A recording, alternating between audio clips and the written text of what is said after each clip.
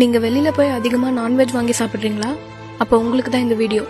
Tiruvallur டிஸ்ட்ரிக்ட்லேருந்து 10 year old பாய் குல்லியன் பேரே சிண்ட்ரோம்னால இறந்து போயிட்டான். அதே மாதிரி மகாராஷ்டிராவில் 12 பேர். இதனால் பாதிக்கப்படுற எண்ணிக்கை அதிகமாயிட்டே போகுது.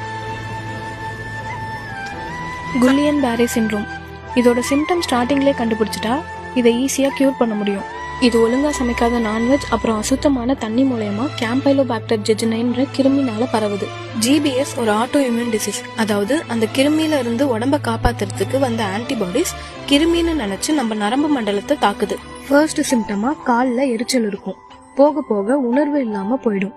இதுக்கு பேரு அசெண்டிங் பேரலைசிஸ், அதாவது காலில் இருந்து கொஞ்சம் கொஞ்சமா ஒவ்வொரு பகுதியா செயல் இழக்க ஆரம்பிக்கும். இது என்ன பிரமாதம்? இதை விட பெசலைட் ஒண்ணு இருக்கு. கடைசியில நுரையீரல் பாதிக்கப்பட்டு மூச்சு திணறதுனால இறந்து போறதுக்கு வாய்ப்பு இருக்கு. என்னடா பிளான்? அதான்டா நானும் கேக்குறேன், என்னடா பிளான்? இதை நம்ம எப்படி தடுப்போம்னா, நான்வெஜ்லாம் நல்லா வேக வச்சு சாப்பிடணும், தண்ணி எப்ப குடிச்சாலும் காய்ச்சி குடிக்கணும். உங்களுக்கு ஜிபிஎஸ் பத்தி முன்னாடியே தெரிஞ்சிருந்தா கமெண்ட் பண்ணுங்க, அப்படி இல்லைன்னா ஷேரை தட்டி விட்டுருங்க.